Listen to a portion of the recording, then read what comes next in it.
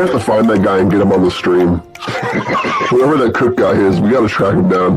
Now, He's probably dead. Here's what I'm wondering. I think Shanna's more of a dog person. She had a Get a couple of dog? wiener dogs up until a couple of years ago.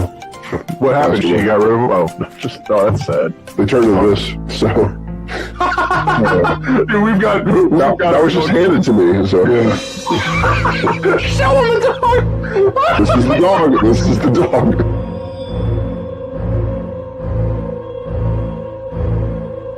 Yeah, I got a stuffed cat in the other room. No, like you. It was a real cat. Shanna, get the cat! I should get the cat.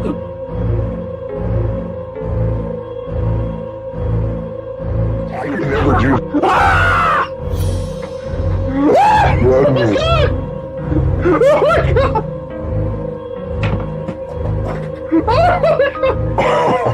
That thing's alive, dude! I know, it looks so real. So, you want to hear something crazy? Listen to this.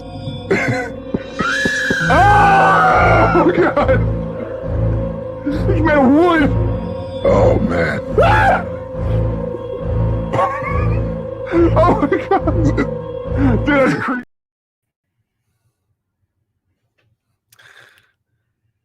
There's no Christians tonight. It's just me, apparently. What is going on, everybody? Apparently, I'm going to host this show tonight because I don't know where Christian is.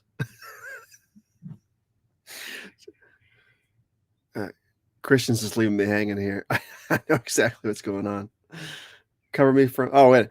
Okay, so Christian is having technical difficulties. That's what's going on here. I just got a text saying, cover me for a minute, please. So there it is. Christian's never... Have you tried the lasagna? That's my favorite. Did you catch the game last night? Is it still hot out there? Do you like hot fudge sundaes? All right. So Craig Jones, aka 133 from Slipknot, for all you Slipknot fans out there, is no longer in the band. He has been replaced. It's fucking fantastic. It's not fantastic.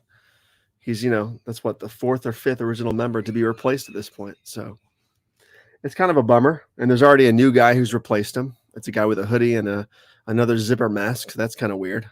With all these nicknames, everyone that I accumulate like 3 pounds of fat. Listen, I'm not happy about it. They're going on tour. I was thinking about going to see him again for like the 6th or 7th time. And now it's like half of the whole band is just not, it's not there anymore. Which makes sense, I guess. It's been like, 23 years since the self-titled debut LP, but half the band basically to be gone is weird. And Chris is gone. Craig's gone now. Joey Jordison's dead, obviously. R.I.P. Paul Gray is dead. R.I.P. It's just very, very strange. So,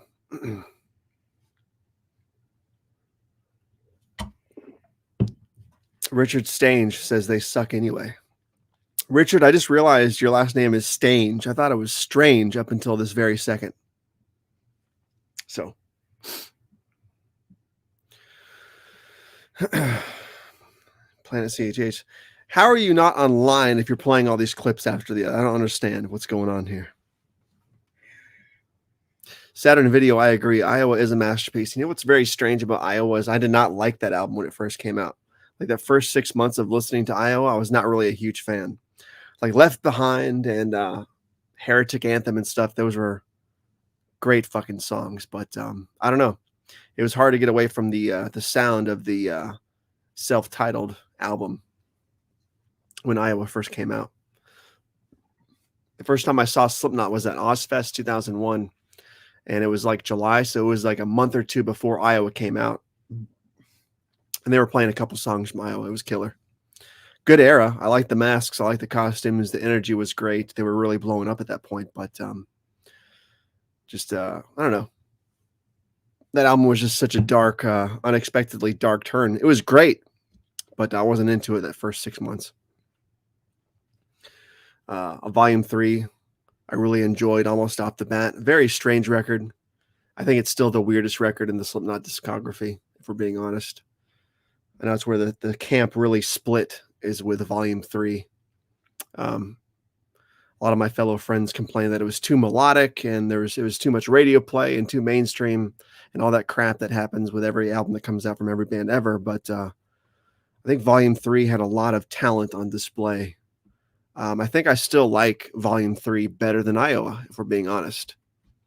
And then obviously from that point on, the discography got really strange because All Hope Is Gone. It's a very meh album. Psychosocial was awesome. Ton of radio play, but I think All Hope Is Gone was really sort of the dud album. Not that any of the Slipknot albums are duds, but like if there was a dud in the bunch, it would probably be that one. Yeah, Saturday Video, thank you. Volume 5, though, was unexpectedly killer. I really enjoyed that record. There's like 2 or 3 songs I'm not a big fan of, but Volume 5 is really good. I was not a huge fan of We Are Not Your Kind. So I guess that's probably the dud album for me, actually, not Volume 4. We Are Not Your Kind is probably the more of the dud album. And I haven't listened to the newest record yet, the one that just came out, what was it, last year or earlier this year? I'm still holding out for Looking Out Your Window or whatever it's called. But what was the last record that came out called? It wasn't called Volume 6. It was called something else. Or Volume 7. It was called something else. There's Volume 5. There was We Are Not Your Kind. And there was a new one that came out like 6-7 months ago, I think.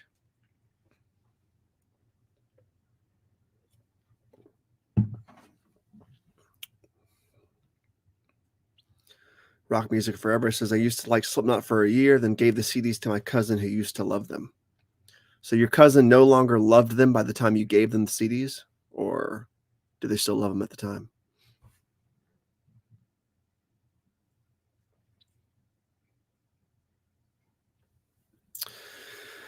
Alex Bacon, how about your pal Machine Gun Kelly? Not a fan. Not a fan. Are there any Machine Gun Kelly fans in the chat right now? When his first, I don't know, 10, 11, 12 years ago now, when Machine Gun Kelly's first, I don't know if it was the first one, but the first mainstream mixtape that I was exposed to, I think it had that, what the fuck song was on there? I don't know. It was pretty popular at the time. Even then, I thought his voice was kind of annoying. You know what I mean? And then he went through all these changes and tried to do punk rock and metal and all this crap. But I've never been a fan. I've never been a fan of his music, really. Big Tubby says, Brandon, do you like the Deftones? Yeah, they're right. They're pretty good. It's still funny to me that in The Crow, City of Angels, one of my favorite movies, the band that's playing on stage in the Day of the Dead celebration is, I think it's definitely the Deftones, but I think that was pre-debut album release. So they didn't have their official debut album out yet at the time, if I'm remembering that correctly. So they weren't really a thing yet. So it's very cool now to look back at that scene. I feel like I've seen Deftones twice. Maybe I'm thinking of a different band, but I think I've seen them twice at 2 different festivals here in Florida.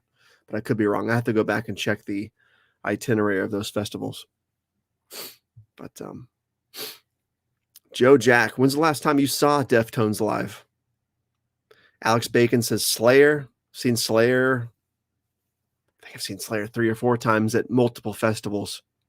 I've never seen Slayer as a headlining act or as a co-headlining act. They've always been part of a bigger festival. Not a huge fan of Slayer. Not really. Not ever. I mean, I appreciate their fan base and their dedication to their own craft and stuff. I'm glad they were still fighting the good fight up until a few years ago when they called it quits. But I've never been a huge Slayer fan. There he is. What's up? That was really nerve-wracking. That like took all of my introvert energy for the whole fucking week right there. It's gone, man. I was going to talk about fucking bands the whole night. Yeah, Slipknot. So I always do this thing where I restart my internet like 30 minutes before we start. And usually that always works just fine. For some reason, this time it just is acting weird. So Mm. I just set my box again. All right. Well, welcome back. Yeah, we're gonna be taking calls up here in a little while, y'all. How's everybody doing? Bandana boy, that's right. Damn it, CHH. Yeah. Brandon, what's up, dude? You're not a fan of Slayer either, right? Not really? Not really. I like some songs. I like South of Heaven and some stuff, but here's the God's honest truth. Tom Araya can't play bass. He can't sing at all. King sounds like shit. The best member of the band passed away, Jeff Hanneman. So I'm not really a big fan. And then they screwed the greatest drummer. You can hear me, right, Brandon? I can. Can you hear me? Yeah, I can hear you. They screwed the greatest drummer in metal history. Slayer did? Yeah. They had the greatest drummers ever, and they kept screwing him out of money, so he quit. Oh, really? Who is this? His name slips me. He's incredible. One of the best tight. Just, I mean, tightest drummer ever. I forget his name, though. Dave Lombardo. Oh. Dave Lombardo. Right. They screwed Dave Lombardo. I'm resetting my internet real quick, but they screwed Dave Lombardo out of money. Pieces of shit. You know, it's funny. You're talking about drummers, and sorry to interrupt you, but we're on the topic of drummers right now. Every time I get into a conversation at work or wherever the hell I'm at with anybody talking about what's your favorite drummer, every time I say Eric Carr, because that's my favorite drummer unapologetically. Who? Eric Carr for sure. Yeah, they say who, right? The ones that don't say who say really, like they can't, because it's Kiss related. You know what I mean? Like a lot of people view Kiss as a joke, even back in the 80s. And I'm like, no, dude, Eric Carr was ridiculously talented. I don't know.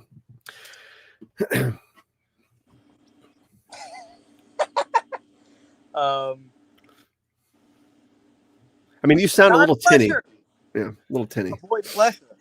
Have either of y'all heard of Fingerprints, the Silencers? They both had some of the same members. The songs Painted Moon and Bulletproof Heart are really good. I don't, Johnny.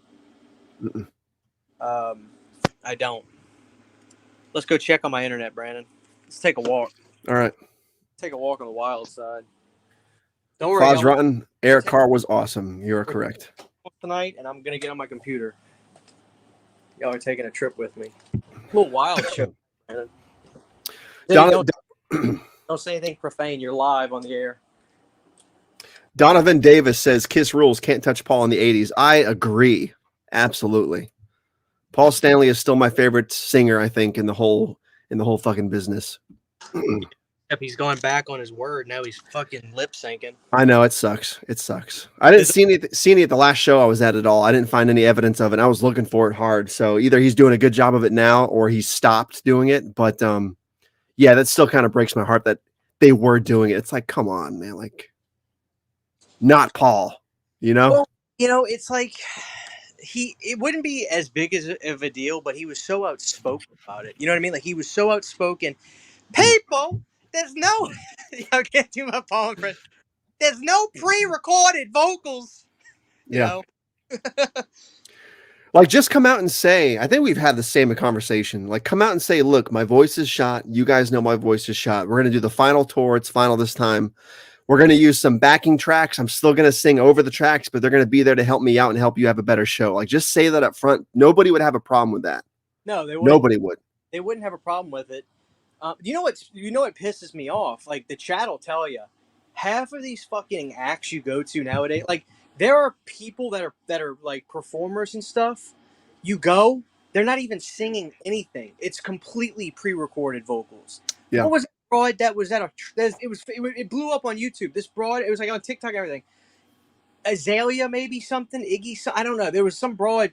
She literally drops her mic and she loses the mic. And for 2 minutes, she's looking for her microphone while the vocals are still going.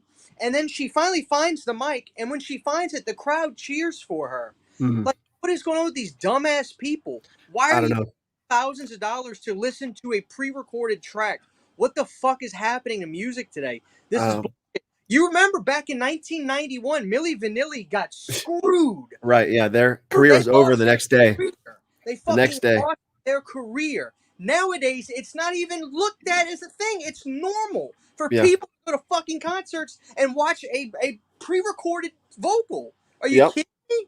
The fucking veil of fakeness has taken hold of every facet. It seems like every facet of entertainment. What's going on? I'm getting pissed off thinking about this shit. Yeah. It's the same reason why most concerts just suck now. I mean, nobody's in the vibe. Everybody's on their cell phone, which is fine, but like everybody has their cell phone out recording the whole fucking show. Like they're watching it through the screen. Like I take videos of concerts too. I did a lot of the Kiss show we were just at a couple months ago.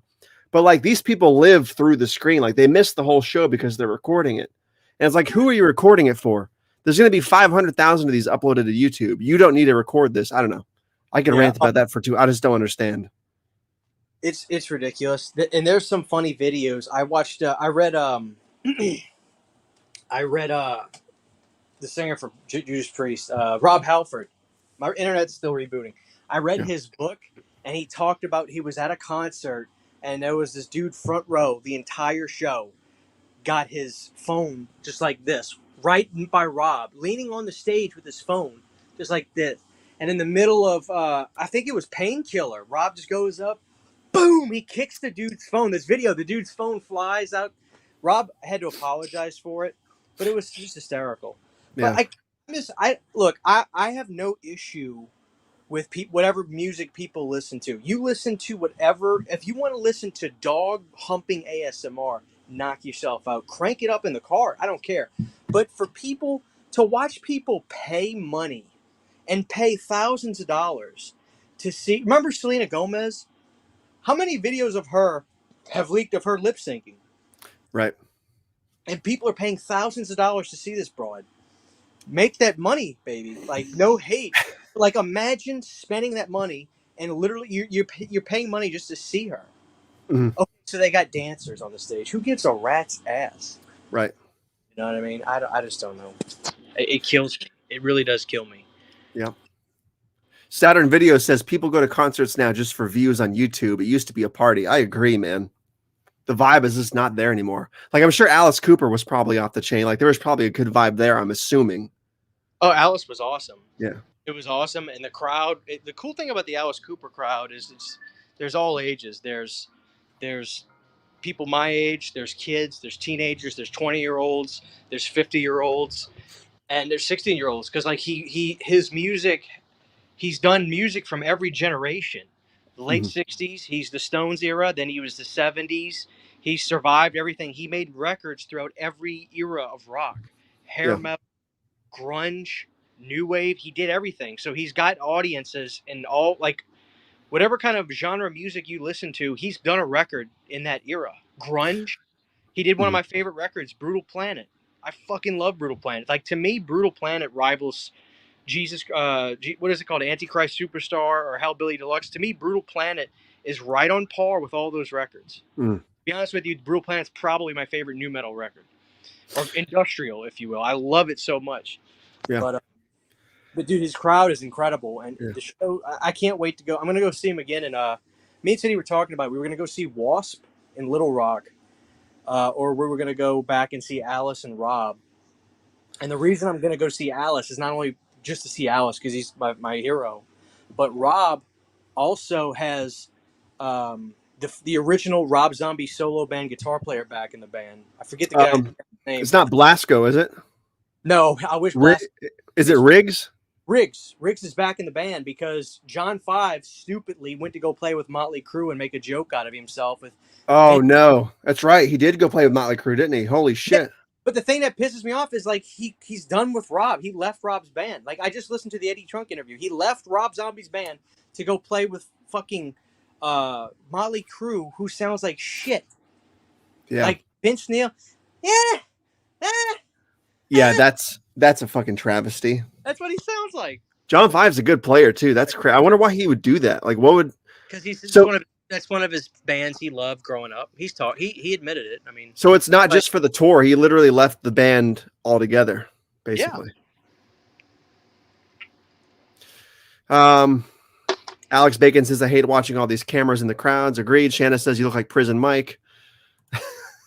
Really quick. Listen to me.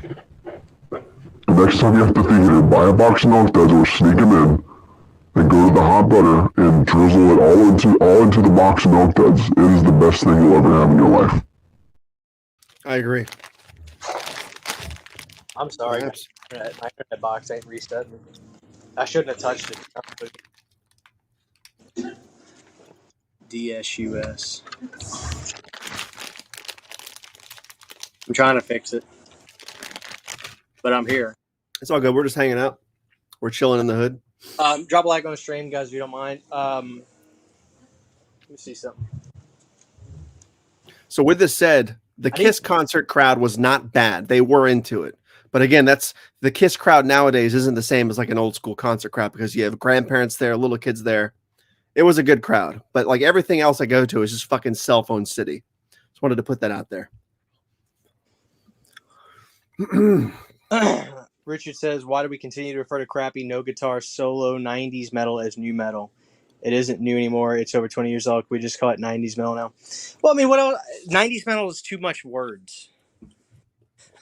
New metal is just a lot easier to say. You know what I mean? Plus, to me, 90s metal is like early 90s metal, like from the Leatherface soundtrack and stuff like that. I don't think of Korn as 90s metal, really. I think of it as new metal because of the category. Well, you want to call it industrial, whatever, Yeah. It's just, I don't know, man. Dave Vanderhoff keeps saying Kiss. He's right. It's always about Kiss. As soon as I get this situated, my patron's going to be able to call into the show.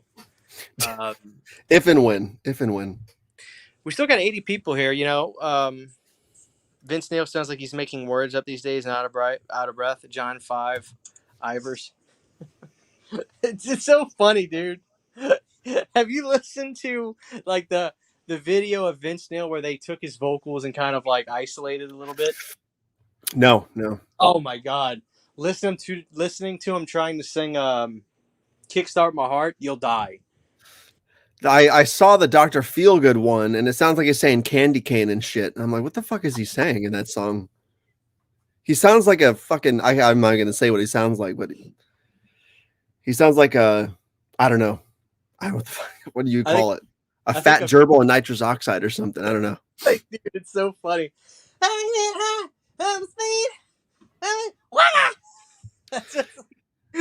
That's the best part. Fucking insane, man. Oh man, just they need to. I don't know what they need to do, dude. He looks like shit too, though. Yeah.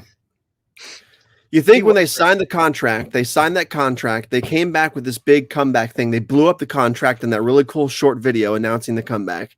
You think Vince Neil would have went out of his way to get back in shape for this tour? Like, why make a big deal of it if you're not gonna? You know what's even funnier is the Vince Neil. What do you call those things where you pay money and they send you a little clip? What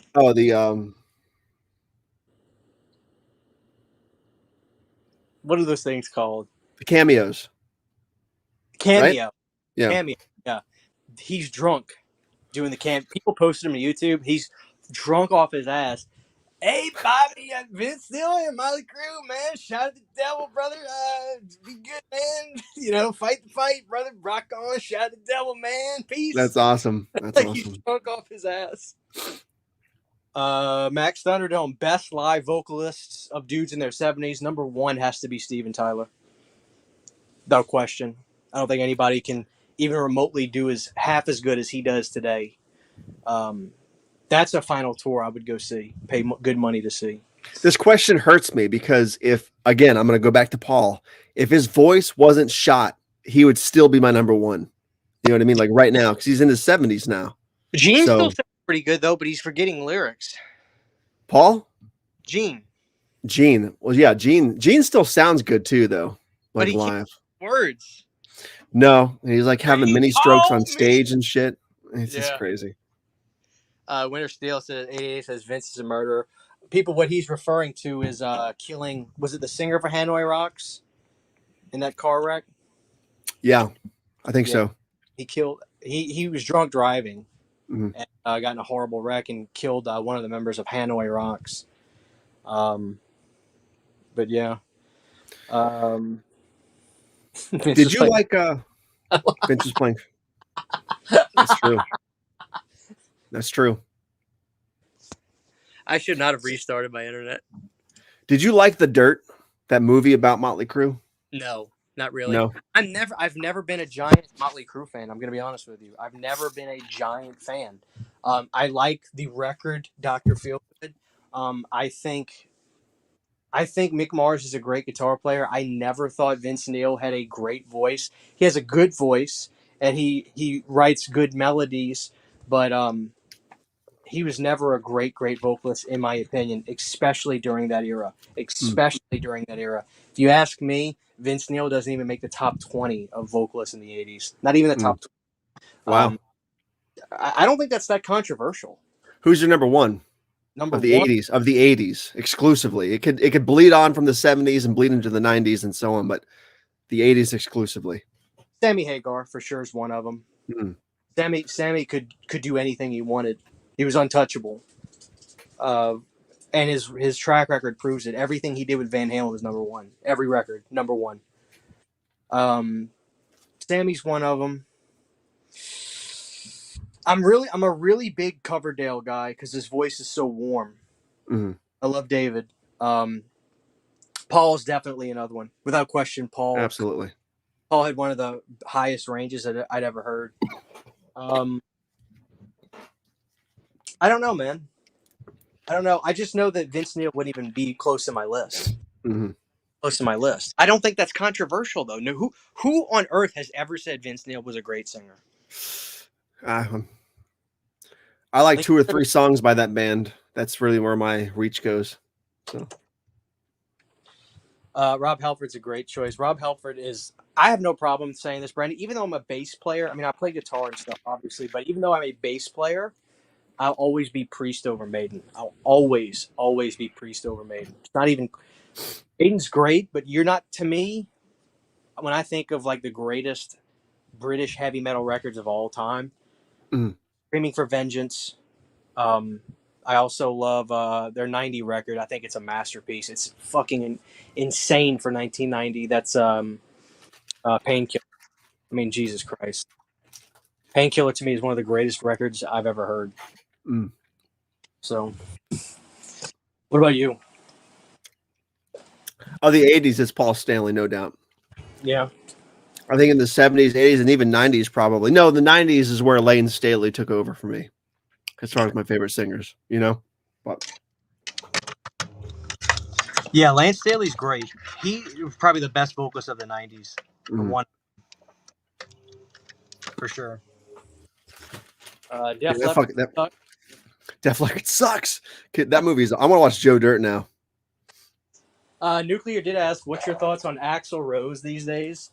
I was never a big Axl Rose fan, but I don't really want to get into it because I'm gonna be negative about him. I don't like him as a person. I've never been a giant Guns N' Roses fan. They've never gone the distance for me. They've put out 3 records. I don't see. I understand the significance of. Appetite for Destruction. It certainly was a game-changing record, but they never went the distance. I've never been a giant fan of Axl Rose or Guns N' Roses, but that's just my opinion. I'll keep it there, Brandon. Yeah, I hear you. Same. I'm not a big Guns N' Roses fan either. It's just so overplayed, and I'm sick of that band entirely. But they never put out any fucking records, man. Like you just hear the same shit over and over again. Yeah.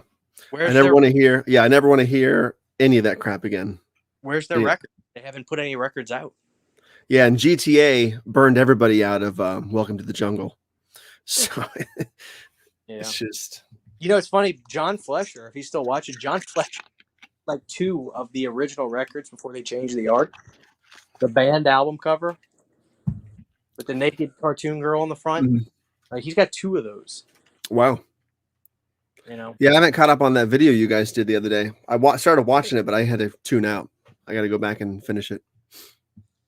Chinese Democracy was a pile of shit, and it took them. It was bad. It was bad. My uncle had that record, and I was like, "This is garbage." Yeah, I'm not even sure if I finished that record. Yeah, I remember getting it. I remember getting it when it came out. It was like 2008. it's got the bicycle on the cover, right? That's Think of- Chinese Democracy, right? Yeah, Yeah, that album's fucking terrible. yeah. Winter Steel says 8A says GNR is still the best of these. Oh, you're in the majority for sure. I'm a strange cat, man. Like, I don't know. I just something about GNR, and it's not something that matters to the average person. But to me, the only thing about, like, for me, my favorite bands, like, they've gone the distance, and when I say that, I mean they've been through it. They've been through genre changes, and they've put out a ton of records. And that's one thing I always love about Alice. He did it. He did it all. He did everything. I'm not a big Guns N' Roses fan. I did like Velvet Revolver though. Contraband's a great record. If you remember Contraband, Mm-mm. that was good. It's weird when you think about the '80s for rock and heavy metal because Winter Steel says Guns N' Roses is the best of the '80s, but I was alive in the '80s, but I don't obviously remember the '80s because I was 3 when they ended. But Guns N' Roses was obviously huge towards the end of the '80s, like monumentally huge, correct? Oh, but then again, so was AC/DC at the time, Metallica at the time. Do you think Guns N' Roses in the zeitgeist was bigger than all those bands at that point? I don't know. You'd have to ask somebody that was really there living it. Impact, probably so. I mean, think about this, dude. Like Metallica, and if just a couple of years, Metallica had put out a number of records, and they are. I'm not even a big Metallica fan. I like them. I'm not a giant fan. They were co-headlining with Guns N' Roses. Co-headlining. Mm-hmm. That's how big that record was. Yeah. That's how big that record was. Like, yeah. So do you have like a little pin or a needle? I'm gonna hit the reset button on my. Let's see if I can find one. Let's see. It's just weird because my mom and uncle were huge rock heads, and they were both in their 20s in the '80s when Guns N' Roses was huge, and they don't have much good stuff to say about Guns N' Roses. They were far more into AC/DC, Metallica, all that shit.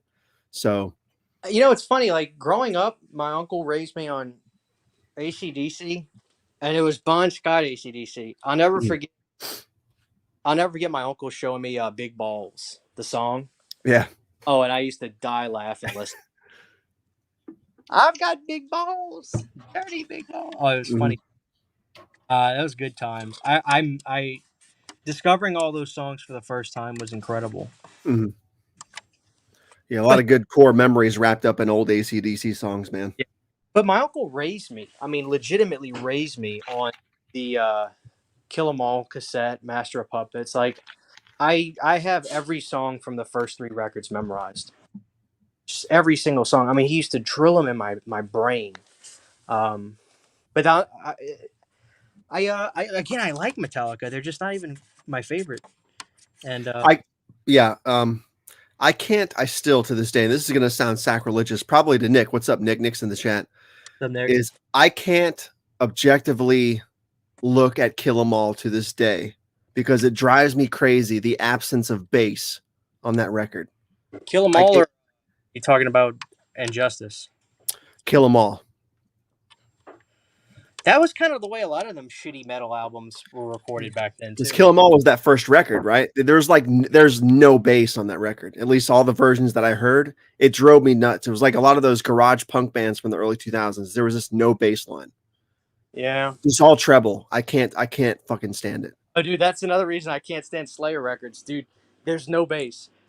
And if the funny thing is, granted, Tom's singing, so I can't take that away from him. He's singing and playing. But the funny thing is, if you listen to the isolated bass tracks for like any song from Slayer, it's just barely any playing at all. Oh, really?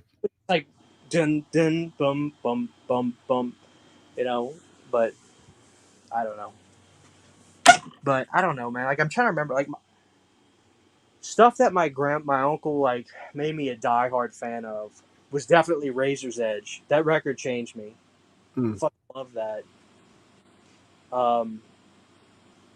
I remember he would show me because he was a cassette guy. He had a Chevy S10, and he had a Chevy S10, and all we did was listen to cassettes. I remember he showed me Permanent Vacation and Pump. Nice. Those records were fucking incredible. Yeah. Dylan Smithy says, I think you're thinking of Injustice for All as the album with absolutely. Oh, I know. Yeah. It's funny. I have it somewhere. Somebody gave it to me. It's called Injustice for Jason. And it's like completely they remixed it and they put bass in the record. And Justice for All, I remember liking that record. I'm pretty sure it was Kill 'Em All. At least the version that my uncle had. He had an early release CD. He might have had a cassette. I'm not sure if he had a vinyl, if that record was even on vinyl, but every version that I heard and have heard semi recently has been like just the absence of bass. I mean, correct me if I'm wrong, but that fucking I can't listen to it. Yeah. If you like the album, that's great. I'm glad for you. That drives me insane to not have that bottom. You know what I mean? I can't do it. Yeah. I don't know. When it comes to the big four, I've always been after getting a little bit older and really listening to everything. I'm my favorite is Anthrax. I'm a giant Anthrax fan. What I love about Anthrax is they had a different singer for a few years, and that was John Bush, who was the singer of Armored Saint. And the only reason I'm still considering going to see Wasp instead of Alice Cooper and Rob Zombie, and might go see Wasp, because these concerts, they're trips for me, and they're kind of expensive. We got to get hotels and everything. But Armored Saint's opening up for Wasp in Little Rock. Nice. And, Armored Saint, I fell in love with them. John Bush's voice is one of the best. And the funny thing is, James Hetfield told Scott Ian, the guitar player of Anthrax, he told him that the song Only, which is on The Sound of White Noise, which is one of the best thrash albums ever, because John's vocals are incredible. James Hetfield told Scott Ian that Only is one of the best songs he's ever heard. And, I mean, I agree with him, because the song is incredible. John Bush's vocals are fucking incredible on that song. Yeah. And they got Belladonna back, but, that Anthrax my favorite, because you get all kinds of good records with them. And I know I've always loved Anthrax. But the thing that sucks is getting their stuff on vinyl is not only hard, but it's fucking expensive. Is it? Because Anthrax records, like, I guess my internet's just like completely fucked tonight. I don't know what's going on. Anthrax records went gold. They never got much rare airplay on. They had a video, I think, for in Madhouse, but it got censored, and then they pulled the shit, and then MTV just didn't want to play them. So they were a gold band. They were never a platinum band, and it sucks. If they would have been on MTV back in the day a lot, they probably would have been multi-platinum on every fucking record. Yeah, but I love Anthrax. The internet music restart calling. The whole chat is just full of music talk. I love it. It's crazy. 94 people in here too. They don't mind. Guys, I want to do call-ins, but if my internet takes a shit, I mean, I can't help it. I'll change the thumbnail. That way I'm not. The internetless music show. Well, it's fun. My internet's been fine all day. There's nothing wrong. It's not raining. I usually do a reboot, right? I do a reboot about 30 minutes before the show. And then, for some reason, it just won't reset. I don't know. Yeah, it's Murphy's Law. But, so Nick says he has a soft spot for Saint Anger. Nick, I disagree with that statement 100%. Hold on. But who has a soft spot for Saint Anger? The lack of solos and the tin can snare suck, but the anger in the album, no pun intended, is great. Hetfield is mad on that record. I have not warmed to that record at all, man. Yeah, I've tried. I've listened to it a lot. Like I say, I hate that record. Hate's a strong word. Like, I've listened to it top to bottom. It's a funny story, Brandon. The day that record came out, my uncle bought the record and came to my parents' house. It was because, like, my family, we would eat together on Tuesdays at my grandma's house, and then on Thursdays, my grandparents and my uncle would come to my house. And I remember my uncle got the record, and it must have been Thursday because he was over at the house. Maybe it wasn't, but I just remember the day the record came out, he went to Kmart, not Walmart, Kmart, because this has been Kmart, and he got it, and he put it in, and he just got divorced that year, like months before. His wife was talking to some dude on the computer. This was in that Messenger days, right? I'll never. He's told me the story. He said, he was like going to bed one night and he woke up and she wasn't in the bed, and he was going to get something to drink, and overheard her in the computer like talking and typing to some dude with like they had like the little mic things, those little mics on the peg, like Yeah. she was telling the dude she liked him, and my uncle said he went in there, he opened up the window, and he said he tossed the E-machine computer like out the fucking second story window. Nice. This is my uncle that calls it the Conjuring and the Expandables. The Expandables. I love it. But in like February, and then he gets the record like whenever it was. I remember that, and he put it on, and even like being divorced just recently, he was more depressed with Saint Anger. I believe it, man. I don't like it. To me, something about listening to Metallica just sound like they're trying to be trendy. Just is like, to me, it just doesn't work. I can't. I like load and reload a little bit, but like I can't do it. I don't like those either. Yeah. I like Until It Sleeps a lot. To me, that's a creepy ass song. I like it. But that Cunning Stunts concert from like '96 or something is really good. Mm. But I've tried with Saint Anger a number of times. I just can't. I think it sounds like shit. It just sounds terrible. Yeah. I've only listened to Death Magnetic once, I think. I'm not a fan of it. It was, I think I liked it better than Saint Anger, but it's totally forgettable. Yeah.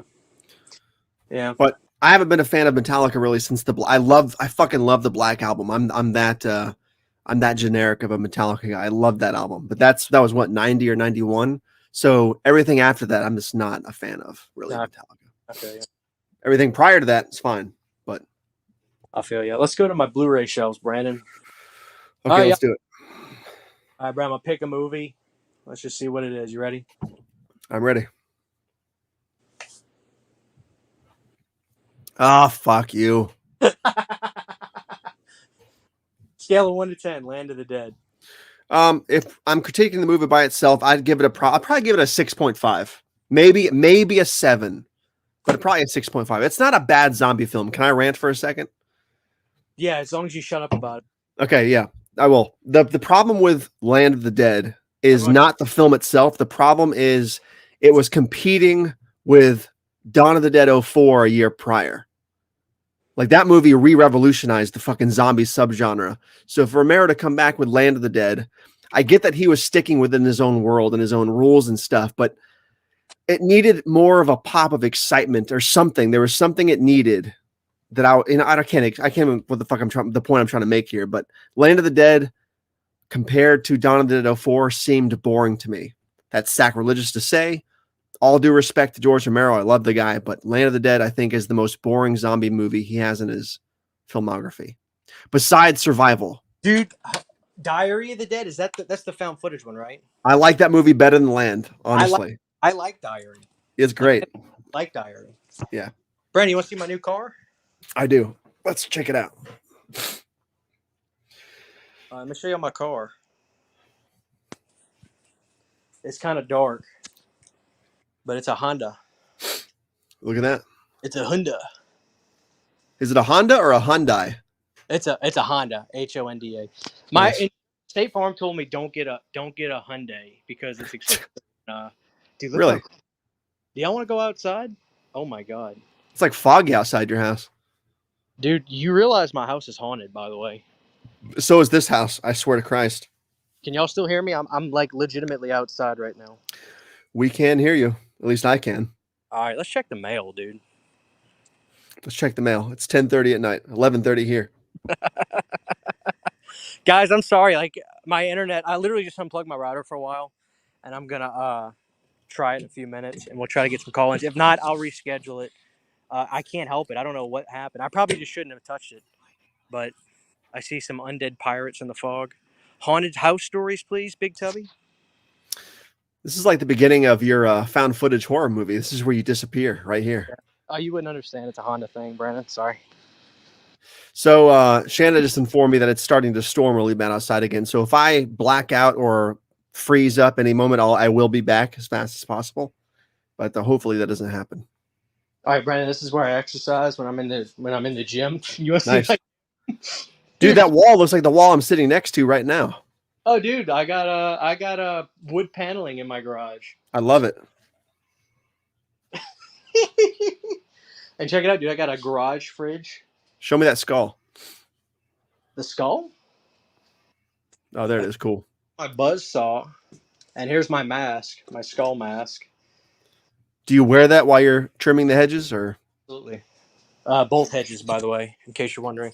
Ah, Let's see what we got in the fridge. A whole lot of nothing but Coke Zeros. that's a waste of a fridge, man. Okay, I just got this fridge. It was a hand-me-down. We too have a garage fridge, and there's a pumpkin in it from last Halloween still in there.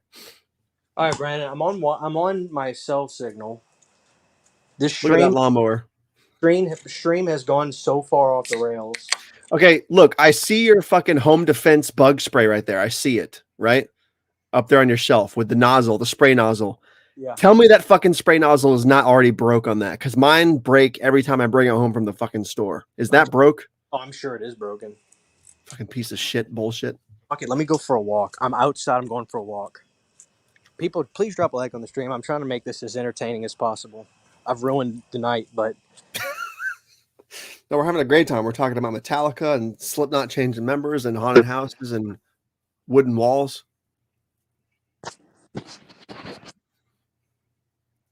Uh-oh. Can't hear you. Can you hear me? Now I can. Yeah. Now keep going. I feel like this is the most personal stream ever. All right, like, let me just walk up and down my street. We can talk. Like, look, Brandon. You can see my feet? I can, yeah. All right, we're going for a walk, y'all. Oh, fuck. Brandon, let me ask you a question. Let me ask the chat a question. Like, I'm dead ass serious about this. Is there such thing as ghosts? Like, is there such thing? Absolutely. Let me tell you why you're right. Do you ever just feel like somebody's watching you? In this house more than any other. Yes, absolutely. No, I'm serious, though. I'm dead serious. I'm dead serious. Can we take a tour of the trap house next door? I'm not going to that motherfucker right now. Maybe in the daytime, but I will not. I will disappear if I go into that house right now. You're a pussy. Yes, right now I am. That house is absolutely crackhead city right now, I'm sure. That was my neighbor 2 houses down. He just saw me with a bandana on, a Born to Be shirt red sweatpants, and no shoes with a Coke Zero. Live streaming. Talking to himself. Do y'all want me to go to the church? The one in the woods? Dude, there's a church right down the street from me. And I was ask anybody that was watching the Instagram live video I did this one night. I was by the church, and all of a sudden I just took off running because I saw a face in the church, and it was like 3 a.m. Oof, yeah. It's probably a vagrant or a hobo or something, right? I guess that's the same thing. Fuck was that? No, do I live in a middle class neighborhood. Like, you know, I live around a lot of good houses around here. Mm-hmm. But like, I live in like there's like this is like a 2-street thing in the middle of subdivisions where it's like people don't really cut their grass enough, and some of the cars have like black doors on silver cars because like they didn't want to claim it on the insurance, and you know that's the kind of neighborhood I live in. Yeah.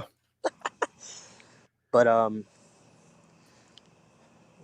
even if ghosts exist, we have no possible way of understanding their possible existence. Like Interstellar, we'd never be smart enough to communicate with them. There's a demon chained up in the basement. This is going to end up on TikTok labeled "Man During Butterstream Goes Missing." This is the last time we saw him. Yeah. We don't want you to explore the church. We want you to explore that fucking school. That's what we want. Live stream, no doubt. Dude, the only way I can fucking do that is if I had like stage 4 cancer and I had nothing. Listen to me, Brian. I'm going to tell you in the chat right now. Listen to me right now. When I say I go inside of this fucking school, okay? And it's run down. And I mean, the school is run down. It's been closed since 1989, okay? Not since the Bush administration, Bush Senior. Wow. Holy shit. And it's like the ground is gone, right? Like the floor of the school is gone. It's nothing but like dirt and shit. Mm. And fucking so the story was, just for people to know, the story was the janitor was doing stuff to the kids. It was very Freddy Krueger like. The janitor was doing stuff to the kids, and the parents burned the janitor in the gymnasium. Now, the interesting thing is, kids after the fact started a big fire in the gymnasium, and the outer rim of the gymnasium, the walls were all charred and burnt. Because this is something I did research on. Okay, I did some research on this, why the school could actually legitimately be haunted. None of this happened at the school, but the legend of the story, the kids visiting it and all, they added to the mystique of it, and they covered the school in graffiti with this stuff, and they covered the walls in lore of the story. And there's a corridor that heads towards the gymnasium, and I'll never forget, there were pentagrams everywhere, and then above the double doors where you walk through the hall, it says they found out, meaning like it's the janitor talking. Mm. And I think I did some research. There is a chance that you can manifest like evil in an abandoned place like that when you turn it into something like that. Where you kind of paint the place in the story and put demonic symbols and upside down crosses everywhere. That Yeah. sort of. So, dude, I'm telling you. So I go to the gymnasium. I've walked away from my group of friends. I come out of the gymnasium and I take another right down this really long hall. And I don't know what the fuck I was thinking, dude. I'm a chicken shit. I do not like this kind of stuff at all. Mm. And I'm fixing to walk by the highway. And I go down this hall. And when you take another left, you go to I guess it was like another kind of like PE room gym thing. Dude, I saw a circle of fucking candles. A circle of candles. I'm talking candles. And I saw these people in robes. And the second I saw it, it froze for it felt like an eternity, but it was probably literally like a half second when it registered what I was seeing. And I fucking took off. Oh shit. Oh fuck. Is it a cop? No, I was just getting out the road. I legit just took off, and then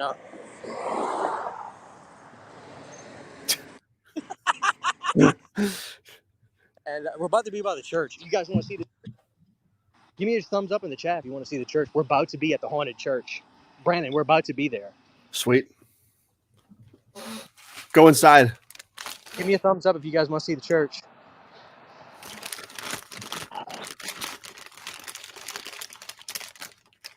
But dude, yeah, I took off. We ran out of there. I've never been back to the school since. Hi, Brandon. It's church time.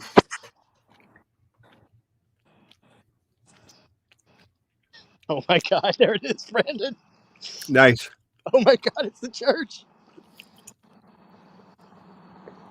You should drop LSD and then film a live stream going into it. Dude, this is not how I anticipated this stream going. How fast was that guy in the pickup truck going? Jesus Christ. Oh, he's speeding. It's like Pet Cemetery out here, dude. Dude, this car coming, they have no idea that they're about to be on a stream right now. They don't. If you get hit by the car, what should I do? Should I call the cops or? Nah, dude, just share the stream and tell them to like and subscribe. Okay.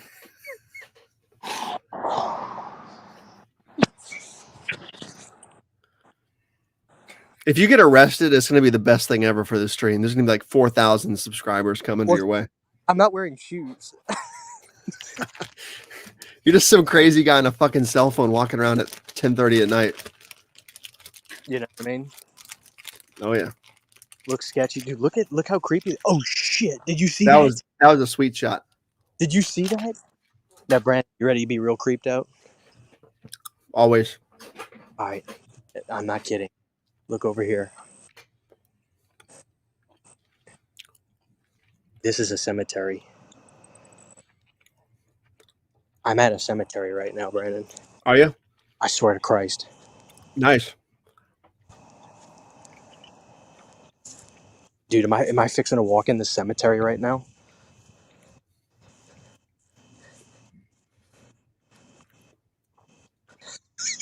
What the hell kind of crackhead ass stream is this tonight?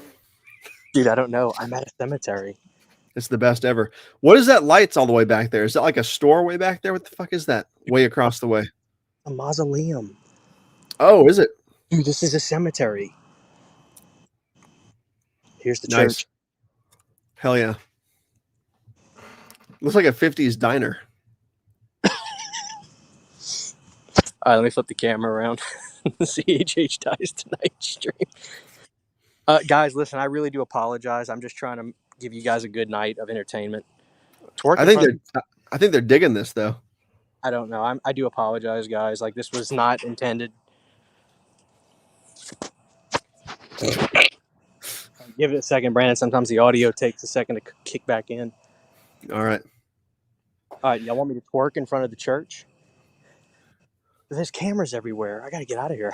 There's cameras everywhere. Fight the Good Fight says, did you bring a shovel?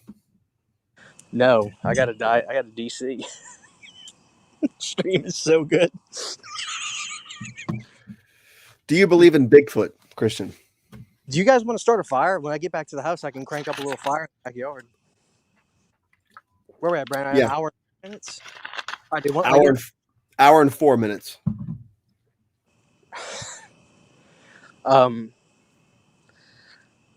Guys, let me ask y'all a question. While I'm walking back, what has been your favorite Planet Dirty moment? That's what I want to know. As I venture through the woods. Dude, there's turtles everywhere over here, by the way. Turtles? Yeah. There's turtles everywhere. Dude, we have turtles in the backyard. He is on LSD. Dude, I'm sober as a nun in church. That's awesome. We have a fire band here right now. The shirtless dance. That technically wasn't a Planet Dirty, but it kind of was. That was that was UNEEDA technically. No, that was just the Freddy call-in show. You see, I'm blessed. I got a lot of good things going. I've got UNEEDA, 99 episodes, fixing to be 99. That's nothing to balk at. That's pretty damn cool. I got Planet Dirty. Planet Dirty's fun as hell. Channel's been doing great. I figured out what my audience likes, Brandon. They like physical media. So I've just been trying to crank out videos on that. Although I think I might bring back Freddy Fridays. I was having a good time with Freddy Fridays. You should. The introduction of the buttered milk duds lore. Do we need an OG milk dud strain from Tabano Vision? Milk Dud strain? Sydney's actually making. Oh, strain. Yeah. Sydney's actually making the next batch of UNEEDA candles right now. Rock Music Forever 90. And I'll tell you guys what it is. The next batch of UNEEDA candles is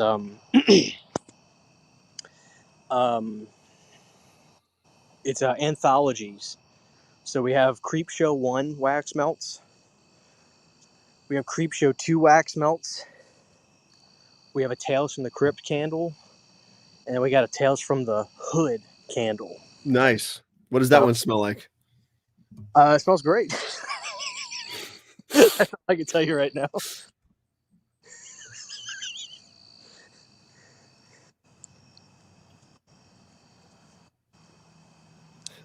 Quentin Love Strain says the call-in shows are the best. That's because they never turn into call-in shows. That's fucking hilarious. A generalized moment. Hey, Brandon, are you eating milk duds? I'm not. I'm eating Sour Patch Kids watermelon. Too good. What the fuck was that? Dude, I think I just stepped on a toad. Damn. Can I call in? Can I call in anybody? I don't know. I can't do it on my phone. Is the problem? You know, I can't do it on my phone. I'm gonna have to reschedule it. Maybe when I get back inside, my internet will be working. I was supposed to call in and rave about Planet Dirty. You still can, you know. Just tell me about it right now. Maybe I can drop the. Shit. Tales from the Hood Wax Melt has to be called this shit. Dude, Tales from the Wax Melt. Tales from the Hood is a 10 out of 10. Oh, absolutely. That's a crystal skull.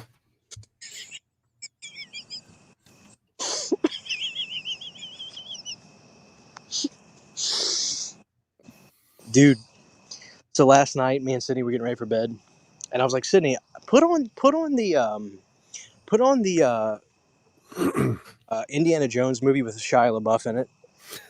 So we're getting ready to watch it. Why are you laughing? You get ready for bed, so let's watch Indiana Jones 4 with Shia LaBeouf. Let me finish my story, Brandon. So we're getting ready to watch Indiana Jones 4. And Sydney's like, oh, Christian, look at this. There's a teaser trailer for Indiana Jones, the new one. And I was like, wait a minute, isn't Harrison Ford 80 years old? And she's like, here's the trailer. So we watched it, and it's incredible how much post effects they had to do to make this movie work. Yeah. Dude, to think about this, Harrison was in his 60s back in 2008 when he did the one with Shia. Mm-hmm. But he still looks really good there. Yeah. But in this new one, dude, it's remarkable. Remarkable how old, you know, it just looks, it's sad is what it is. You know, it's going to be hot garbage. Dude, you know what my favorite, you want to know what my favorite Harrison Ford movie is? You'll never guess it. Your favorite Harrison Ford movie? Yeah, you'll never guess. Let me guess. It's a choice between The Fugitive. No. Air Force One. No. Am I close? No. Kind of. Is it? It's a two-way tie. Give me two more. Is it Patriot Games? Yes. It is Patriot Games. I fucking knew it. One of them is. The other one is Clear and I was about to say, yeah, Clear and Present Danger. Those are the two connected movies. Dude, those movies are fucking incredible. Oh shit! Patriot Games came second, right? Everybody, be quiet. Hold on.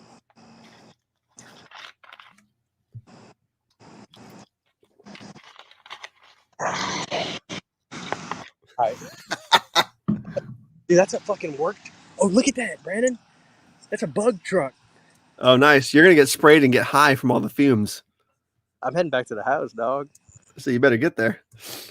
We got 101 people in here. Y'all drop a like on the show. I'm just going to the backyard and get a little fire going. You know, I too, when I'm really tired and getting ready for bed, I too like to put on a 2.5 hour movie. You know, it's standard protocol. Well, here's what it is, Brandon. My wife prefers to sleep in the quiet. I sleep with sledgehammers in the background. Thank you, Toby. That Planet Dirty over everything else. Appreciate that. Fellows. I'm so scared. Brandon. It's funnier because you're breaking up too. So like you might disappear. We don't know. Am I breaking up for real? I've got 4 bars. You're starting to a little bit. Like kind of glitching out a little bit. Or unless I'm crazy. I think you're crazy. I gotta sleep with white noise or rain sounds. It cannot be dead quiet, and it can't be a fucking movie. It's got to be like, you know what I mean? It has to be that noise. I mean, you need to sleep with this. Yeah, that's brown noise right there. You know, they have pink noise. They have all kinds of weird noises now. All right. So Brandon, Alexis reminds me of something. Do you realize what you said the other day? When?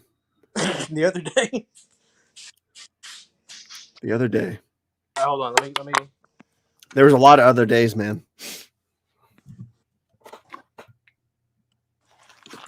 All right, guys. Oh, you're good, Sydney. We'll keep playing. I'm gonna plug up the internet, see if it kicks back on in a minute. Then we'll try to take a few calls. In the meantime, I'm going to the backyard. All right, Brandon, let's see what we're cooking with. See what the Rock is cooking. What did I say the other day? All right, give me a second. So the other day, I asked you a question. I said, Brandon, are you a fan of X, Y, or Z? And you said, I said, are you? And I was like, are you a fan? Are you like a mild fan? And you said, very mild. And I was trying to decipher. Like, to me, that sounds like that sounds like extra medium. Like, I don't know what to think of that. Just very mild. Very mild is an acceptable answer because beef jerky is sometimes called very mild, right? So I don't know how the fuck to quantify that though. You're right. What does that mean? I'll get back to you on that.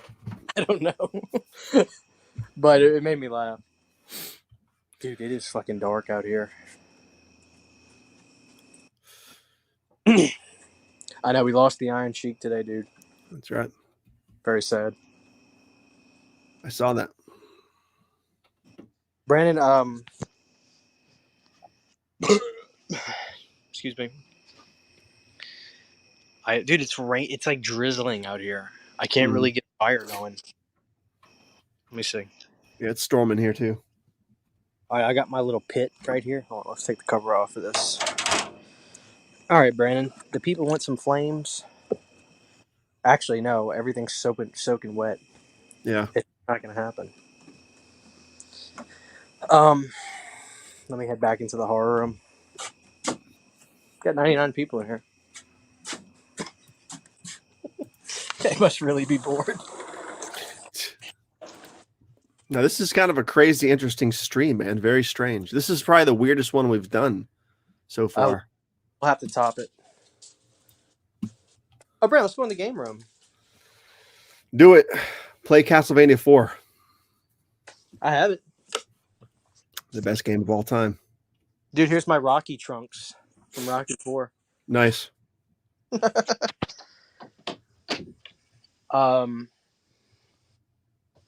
Here's my Marty McFly hat.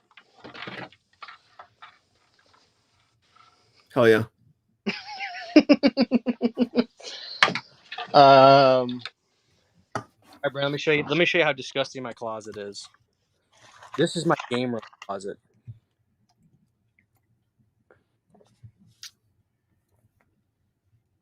I have a back ultra wide camera. I don't want to use that. Back camera. It's not too bad. You just got like a bunch of guitar cases, it looks like, and a couple fans that are not working, I'm assuming. And no, dude, my fans work great. Do they? They do. I've got a Halloween 6 bag right here. Okay, why do you have like 500 fucking versions of Monopoly on that shelf? Why are you hating on my Monopoly collection? That game fills me with indescribable rage. Dude, what about the 3 versions of Life? I can't stand that fucking game either. I've got 3 versions of Life and 3 versions of Monopoly. Do you have Don't Break the Ice? That's the best game ever. I've got Apples to Apples is the fucking tits though. I've got Kerplunk. Apples to Apples. The game's great. Here's my Rodney Dangerfield. Oh, that's horrifying. Hold on. Where's your button, Rodney? Rodney's got a button. There's no way that works. Yeah. Let me pull him out. Here's my Ultimate Warrior. Nice.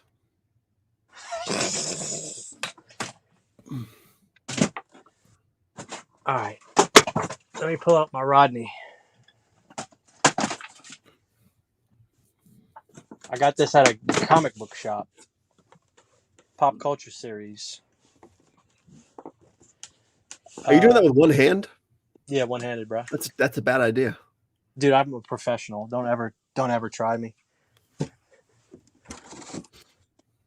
All right, Brandon. So let's do a review real quick. This is a review on the 1/6 scale Rodney Dangerfield.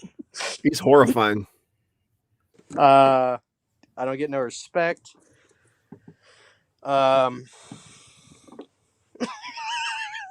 It's great. That's a really good cutout. So you can get a Hank Williams Jr. You can get Bing Crosby. You can get a James Brown, a Dean Martin, a Louis Armstrong. You can get Abbott and Costello, or the Three Stooges. Dude, the Dean Martin one is horrifying. I don't know why I had trouble saying that. If my YouTube viewers only knew how much shit I have that they've never seen, I think I'd blow people's brains out. Like, I have so much shit that I've never even remotely shown to my audience. Let me see that synthesizer over there. Like, for instance, I have a Virtual Boy in the box. I'm sorry. Hold on. Let me pull out Rodney. Now, people don't know Rodney Dangerfield is kind of my favorite comedian. I mean, it's Chevy, but without Rodney, there is no Chevy. All right, he makes sounds. You ready? Mm-hmm. Shit. He's fucking broken. Way to go.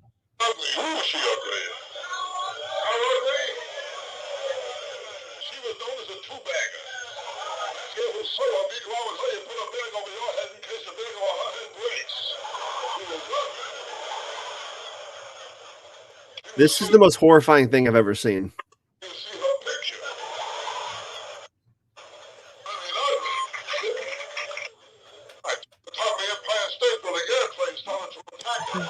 This feels like a surreal nightmare. Like if his mouth moved, it might be less uncomfortable. But he just stands there and makes noise. Yeah. So the funny thing about this, Brandon, is you don't hit a button and it does a line. You hit the button and it does the entire fucking like 1987 stuff. That's a long ass fucking thing you just did. You just press it and it plays like a 45-minute HBO special. Because Robin is no laughs. I live in New York here in the West Side. A very bad name. But just last week a guy pulled a knife on me. I could see it wasn't a real professional job. There was butter on it. What the hell? Anyway, well, the first day I moved in, I asked the cop, I said, how long I walk to the subway? He said, oh no, so far. No, Look at his fucking face. Dude, it literally plays an HBO special. That's amazing. So, yeah, I have my Rodney, one of my prized possessions. Saturn Video, I agree. That is straight up Slappy the Dummy right now. Holy shit, what the fuck just happened? I don't get any respect. There we go. Dr. Vinny Boom Butts. You know my doctor, Dr. Vinny Boom Butts. I want to see that synthesizer over there by the door. Oh, what is that? My Roland. I can play keyboards, dude. This is my Roland RS9. I use this to record some songs. Nice. Can you sample with it or no? I can kind of. It's from 2004, but it's a really high end synthesizer. It's got got semi-weighted keys on it. Fucking A.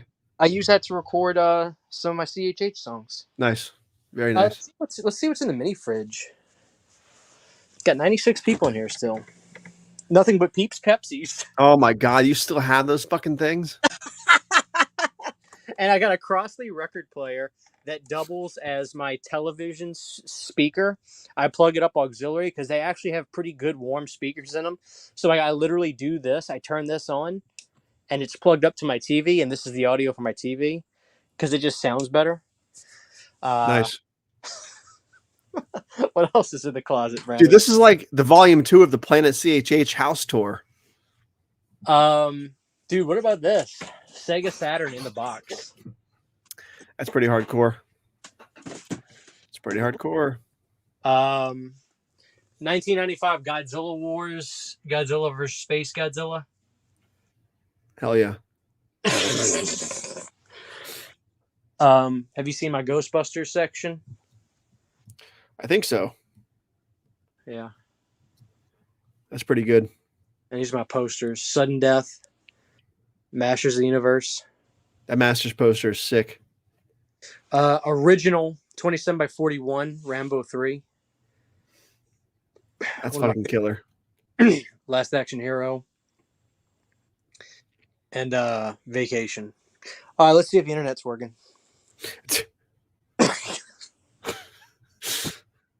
Let's see the washer machine. Hell yeah. You know my doctor, Dr. Vinny Boom Butts. All right, let's see if it's working, Brandon. About to find out right now. We're going to hit this button. If it loads, we're good. If it doesn't, we're fucked. You ready? Count us down, Brandon. 3, 2, 1. We're fucked. Are we? That sucks. Dude, it's not working. I don't know what's going on with my internet. Have you disabled it and re-enabled it and shit? Like, oh, I've unplugged it and plugged it back in like 4 times. Well, son of a bitch. I know. I don't know. This has been fun, though. Let me flip my camera around. Dogs aren't allowed in the heart. No, because, like, I've got stuff on the ground, like, and there's always stuff floating around on the ground in here, and it's just, I trust them. I'll bring them in here, but I can't leave them in here alone. Yeah. You know? Anyway.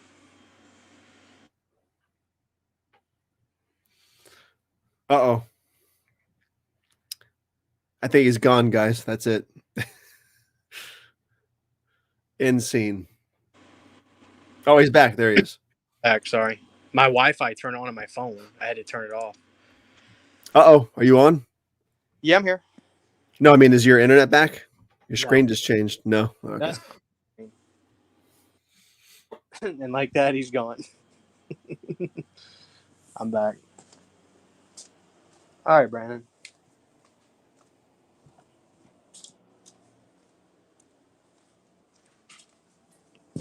Hell yeah. The fact that his name's not Otis pisses me off. I have to be honest. It's Owen. Owen, well, it's kind of close. That's Chevy Chase. Where's he at?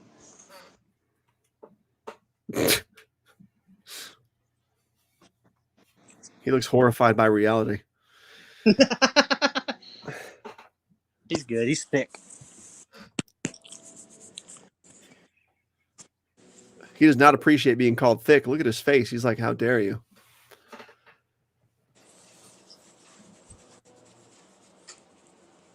He's good. Yeah, I don't know, Brandon.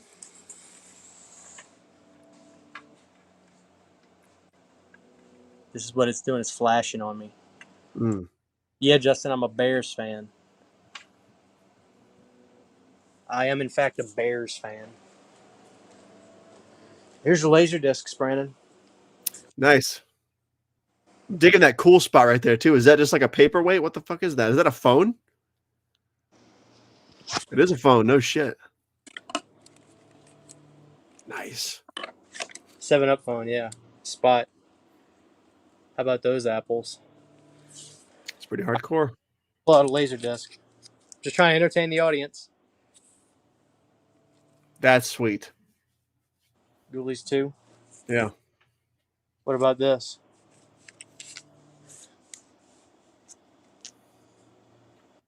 Nice.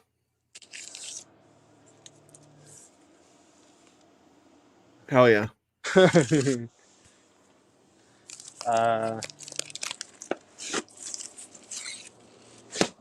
That's pretty sick. What else can I show off?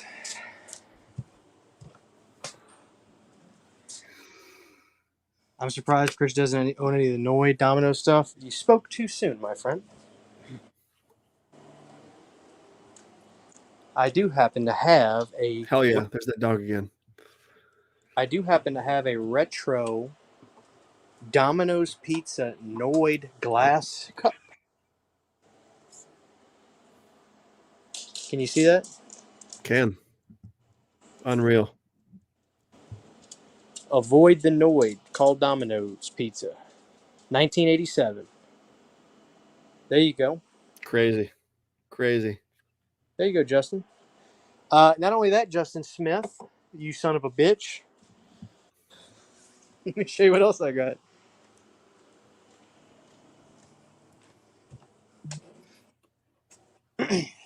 Justin?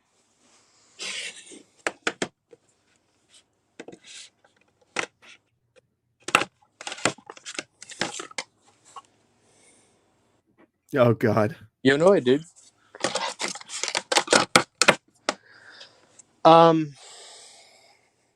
Brandon, what's up with you? I don't want it just to be about me. Like I'm like literally just aimless, doing all kinds of shit, and people are still in here. So like, we can give them a few more minutes, dude.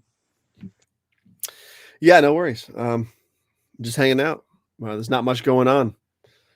I do apologize, everybody, about my internet. I think our internet actually went down, to be honest with you. Yeah, it's probably the provider doing bullshit. And I think me resetting the internet box just happened to be coincidental as to why it's sorry, I'm trying to put my Rodney up. I can't put him up. All right, let me flip my camera. Oh fuck.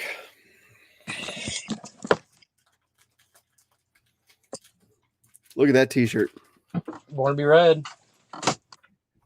Guys, if you want, go to the CHH Teespring. I've got shirt. I got CHH shirt. Getting heavy tea whites. They're awesome. Have to get me one. I don't know, Brandon.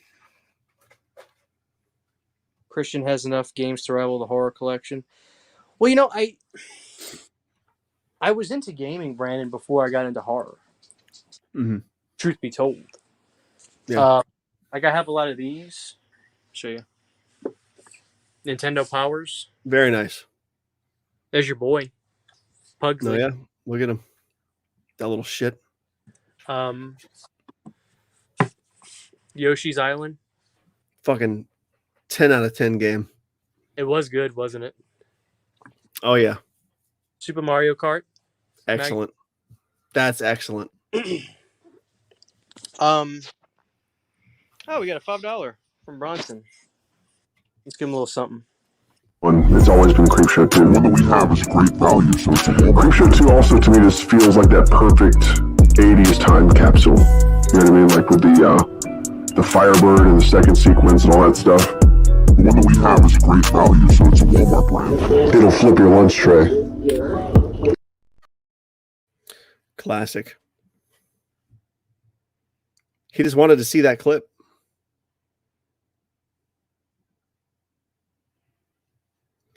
Christian, you are muted, by the way. Ozzy Osbourne's picture from Trick or Treat is in Little Nicky's room. It's the same picture on the DVD cover. Him and James. Yeah, it is. I know exactly what you're talking about. That's awesome. Thank you, Bronson, for the $5 super chat.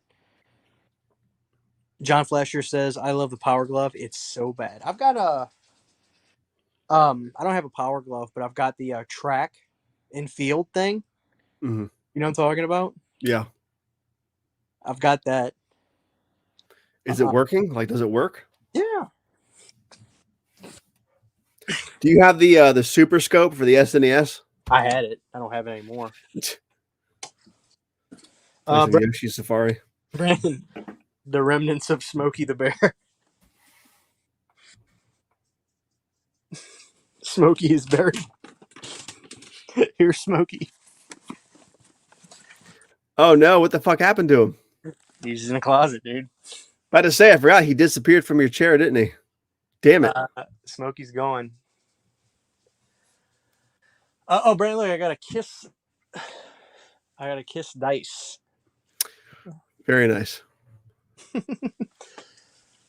I'm trying to see what else I have in here, dude. Oh, you ever seen the Nightmare on Elm Street video game?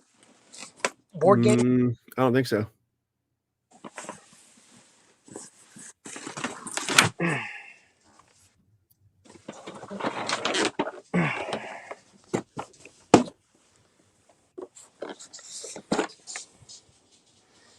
Nightmare on Elm Street, the Freddy game. Hell yeah. Is that from the 80s or is that like a recent kind of novelty thing? 89. Wow. No shit. Yeah. I've never really been able to play it, but it's pretty cool. You know? It's just kind of big, so I've never really had a spot to put it in the Freddy Museum wall. so I kind of just keep it in the closet. You need to set that thing up and do a video on it. Yeah, I do actually. Is there anything I've just never shown my audience before that I have? Is that a gumball machine back there? That is a popcorn machine. Ah, okay. That was one of the very first record players I ever had. Those are like 2008 computers. I don't throw anything away, Brandon. It happens. Here's little magazines you get from Nintendo Powers. Hell yeah. That Street Fighter 2 poster's sick. That Batman Forever poster's sick. By the way, fuck that game also. Which one? Batman Forever? Batman Forever SNES is so hard. Primal Rage kicks fucking ass. My autograph collection, Ben Grimm, I'll do that. Let me give him a little something. Make it with just the kernels, add your salt in there after it's finished, and instead of shaking it up with that popcorn butter oil stuff you're talking about, use some grapeseed oil. Grapeseed oil and salt, it'll change your life. I swear to Christ. Right, and Brandon. it did, and it will.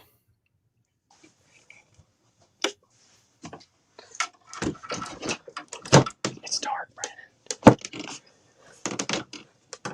Brandon, shut your lights off. I can't. It's a lot of work. Shh, they're gonna find you. They're gonna. Oh shit! It happened again. What the fuck? I'm gonna lose a tooth doing that shit one of these days. Coming. Jesus Christ! They're coming. That sounds like that line from Goblet of Fire, or not Goblet of Fire. Deathly Hallows Part 1, where the dude's like, "They are coming." You know what I'm talking about? Yeah, I know exactly what. Brian said, I've seen a couple pictures of Ozzy and Tony Fields doing a photo shoot for Trick or Treat. They were holding Ozzy's album Ultimate Sin. Ultimate Sin's one of my favorites. Thank you so much, Bronson. I appreciate that. All right, Brandon. I've got a couple autographs I guess I can show, if you don't mind. Do not mind. Okay, let's start with the Return of the Living Dead 2 section. There is Marsha Deaton, the older sister from Return of the Living Dead 2, who's she's so pretty. Look at her. She's like wife material right there. I thought you didn't have that autograph yet or something. I thought there was still one more you didn't get from that movie. No, I will stick with me. Stick with me. Then I have Michael Kenworthy, the kid, right there, to Christian. And I got him to sign the behind-the-scenes photo with all of them in makeup. Too cool. Then I have Tom Matthews, right there. Fantastic. And then just the other day, I got Suzanne Snyder. And she signed it in pink for me. It says, Christian, I'm not into dead guys. Love Suzanne Snyder, Brenda. And I got an XO. Nice. Here's my Friday the 13th, 2010 anniversary poster. It's signed by Ari Lehman. The officer guy from the first movie. And signed by Adrian King. Hell yeah. This is CJ Graham autograph. Friday 6. Excellent. Rest in peace to the great Ted White. I got his before he passed away. Unfortunately, 2 in a row. Rest in peace to the great Steve Dash. I got his autograph Friday 2. And the legend himself, the great Tom Savini autograph right there. And I didn't want to get a picture of like one movie he worked on, so I got his like a collage photo that has Jason, Fluffy, Father's Day, and then Dawn of the Dead on it. Yeah, that artwork is from that that makeup effects VHS he did back in the day. Yeah, Scream Greats. Yes, yeah. So Good call. I'm so glad I got that. And you know it's a pain in the ass, Brandon. It took me a while to find a frame for this. Look, you can see it's a little bit bigger than the 8x10s. It's an 8.5 by an 11. Right. So I had to bitch. frame for that. My buddy Lauren sent me this. This is signed by John Russo. There is his name right there. The writer of Night of the Living Dead, who's still alive, 83 years young. God bless him. Wow. Doesn't get enough credit, but he did a comic book called Plague of the Living Dead. I know it's hard to see. Let me bring it in the light. I've always wanted to meet John Russo. I still hope I can. He wrote Night of the Living Dead, the novel. It's one of the greatest in the world of horror, if you ask me. There's John Russo's autograph. But my buddy sent me this, so unfortunately, I haven't been able to meet him. But I hope I do because he's a legend. You know, he's one of the last surviving guys involved in the original Night of the Living Dead. Beverly from Return of the Living Dead right there. I showed you this. Heather Langenkamp autograph. Buddy sent me that from a 1989 Fangoria convention. It's awesome. How crazy is that? Insane. I don't know if I've ever shown this. I've got Robert Englund's autograph from 2002. It's this big frame thing. Hell yeah. It's got him right there, and then it's got him in Freddy makeup, and he signed two. So it's like a 2 autograph in one thing. My mother-in-law got that at a Pennsylvania flea market for me. Hell yeah. And it came with the COA. So Dan from Nightmare 5. The great Robert Russler from Nightmare on Elm Street 2, the best Elm Street. And this has the girl and Mark Patton, both autographed on here. I got both of them to sign the same picture. Hell yeah. Sean Cunningham, I was blessed to have a friend of mine see Sean at a convention, and he got this for me. So I got Sean Cunningham. Tuesday night. Right there. Hell yeah. Down here is the coach from Nightmare 2. That's nice. So my buddy made me this tombstone, Dave Vanderhoff. You need Bob Shea's autograph, man. That's what you need. You can't see it very well, but that's Lisa Wilcox up there. Yeah. I have a book with autographs, but I'd have to dig it out the closet. So, Brian Wright with another $5 super chat. I love Michael J. Fox and Stuart Little. Other than Back to the Future, what is your favorite Michael J. Fox movie? Probably Doc Hollywood. Frighteners probably for me. Oh, fuck. Frighteners is great. Frighteners is great. Oh. Kevin Yeager autograph. He straight up looks like Charles E. Ray in that photo. Yeah, he was a kid right there too, man. Yep. So. Off the chain. Do I have Lauren's autograph? I don't have Lauren's autograph. I need it. Brandon, what else is on your mind, dude? Before we wrap up, Brandon, I apologize to you, and I apologize to my audience. I tried to just make this wild and fun. Brandon, I hope you had a good time at least. It was fun. It was good stuff. I enjoyed it. It was a good time. What's the rest of your week look like? Don't really know. My week's kind of off because Monday was Shanna's birthday, so I took the day off from work. So my whole week is like a day off. So I'm thankfully this. Christian says happy birthday again. She says thank you. So I'm just glad to be closer to Friday than usual. You know, like tomorrow's Thursday, it's not Wednesday, so I'm very thankful for that. But what kind of cake did you get, Shanna? Good. It was like a white buttercream cake from Publix, and it was very good. It's still in the fridge. I'm gonna have another slice maybe after this stream. But Stripper, beer and cake. Brandon's favorite slasher, top 10 slasher, number 1, Uncle Sam.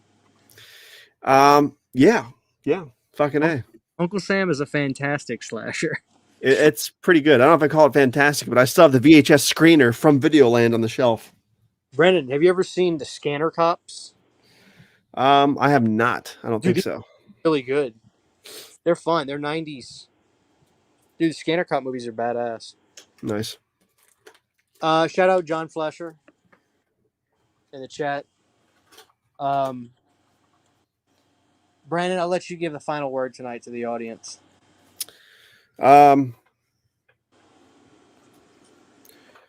I hope you guys enjoy what we are about to unleash upon the world with Sonny the Vampire. It's going to be a fun comedy horror film. We're going to start production very soon. I'm writing the script as we speak, finishing up the script. I just fitted all of my teeth for the film tonight before the show. 4 pairs of high quality, very expensive vampire teeth. It's going to be a good time. I'm going to make the movie for Tabata Vision. And we're going to release the soundtrack exclusively on cassette, and the movie will be released exclusively on VHS, and obviously YouTube and probably Vimeo and stuff like that. But take it to festivals and see where it goes. Dude, that's fucking badass. That's going to be our summer project. Christian, I'll probably need an acoustic song from you, an incidental and a theme song or something like that. Dude, I got Sonny the Vampire. I'm excited. Actually, yeah, this is the first official thing I've released about it, actually. So here we go. The official announcement of Sonny the Vampire. You heard it here first. Dude, I gotta say, I think one of my favorite things I've ever been a part of was the New Year's Evil movie you did. Excellent. I loved it. And I don't know, dude. Maybe I don't know if it was just elevated by your movie, but like my cover I did for that, I felt was one of the better things I did. And it was just so awesome to be a part of your movie because your movie looked and was just fucking great. I appreciate it. Yeah, man, that fucking cover slaps too. And like, I showed Isabella a part of it the other night, a couple nights ago here on the TV with the sound bar all the way up. And that fucking cover sounds so good. And you get hyped up watching the scenes of LA, the stock footage with that music playing. It feels like New Year's Evil. It's pretty crazy. That was good stuff. Awesome. We need to top it. I agree. I absolutely agree. So anyway, Brandon, you got any videos coming up this week? Any incidentals, as you call them? No, unfortunately, no. I got a bunch of crap lined up this week, but it's mostly like shorts and like maybe a couple unboxings. I got a new mask coming in the mail, but I haven't recorded. I have a list of stuff written down. A couple new Alien videos, a couple of Just the Thoughts, a video essay or two, some movie reviews I got lined up. I have a bunch of shit written that's ready to record. I just haven't sat down with a mic yet and recorded. I need to do like a couple hour sessions. Do it, dude. I haven't done it yet. I haven't had time this week, but I'll probably do it like tomorrow or Friday or something. Right on. Bronson with a $10 super chat. God bless you. Beetlejuice, Dark Shadow, Edward Scissorhands, Sleepy Hollow, and Sweeney Todd, The Demon Barber of Fleet Street would all be great movies to play at a Halloween party. Would you agree with that? Dude, I love Sweeney Todd. I would totally agree with that. Sweeney Todd's good. Brandon, what is your number one Halloween party movie? Because I can tell you mine. Halloween party movie? Yes. I don't know. There's only one choice. I think you would agree. Motherfucking Grizzly. Good choice. You know what's a great Halloween party movie? Ghoulies 1. Yes, and Burial Ground. There you go. Yeah. Just played the cloth scene over and over and over. There you go. Dope. Hell yeah. Or, Brandon, what about Brain Scan? I can't say that I've seen that, and if I have seen it, it's been a long time. Oh, dude, did you hear that son of a bitch.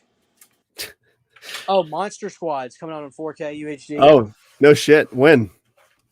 Sometime this year, I think. Cool. From who? Scream Factory? Paramount bought it, I think. So Paramount themselves might be putting it out. But shit, what was I gonna say? Discfather mentioned it. So they're not exactly the most trustworthy to me. Whenever you see Dawn of the Disc say it, then you know it's coming for sure. But Discfather kind of mentioned it, and it got people talking. Hey, is The New Beginning coming out this year on 4K? Because Final Chapter was last year, right? Not 4K. That you're referring to this. You're referring to the Friday the 13th 4K Steelbook Blu-ray. Yeah, and that's 4K, right? 4K scan, but it's a Blu-ray. Oh, okay. See. And is that worth it compared to the Scream Factory box set release? It's no different, but you can get them at a fairly budgeted price. So a lot of people just get it for collector's reasons. As you know, I am Right. a Friday the 13th media collector. So I get But them there all. was something. I thought there was something coming out yearly 4K releases. Maybe I'm just thinking of Well, something else. that's the thing. So we got Friday the 13th late last year or Mhm. early this year on 4K from Right. Paramount. That's what it was. The There's confusion. a Yeah. Friday the 13th. There's a Friday the 13th October, which is actually my anniversary. Yeah. Here's my Friday the 13th stack, and I got the TV show right there. But my anniversary, and still a great box set. Mm. Love it. But there's a Trick or Treat is legitimately already getting something. Synapse is doing it. They've already announced it themselves. But there's a Friday the 13th, October 13th this year. That is a perfect time to put out Friday the 13th Part 2 on 4K. Hopefully they announce it. I hope they announce that. But I don't know. Scream 3's coming out this year on 4K. So I don't know. Anyway, this has been really fun, Brand. We got to wrap it up. We're knocking on 2 hours. Sorry, everybody. I'm gonna change the thumbnail that way people don't think it's a scam. But you know what, Brandon? We made the best of it. I think we entertained some people tonight. It was good stuff. Talked a lot of music. I enjoyed it. We did. You talked about the history of Slipknot. Yeah, you stepped on a frog. It was cool stuff, man. We saw a haunted church Fucking A. and a bug truck. We saw a terrifyingly haunted Baptist church. ventriloquist doll. Yeah. Oh, if you press the button, it plays the entire special. It's creepy. There's not even batteries in it, man. Plot twist. Jesus Christ. All right, guys. Listen, thank y'all so much for hanging out with us. I mean, you guys are awesome. You made what could have been just a disaster an incredible night. We love y'all, and we'll see you on the flippity flip.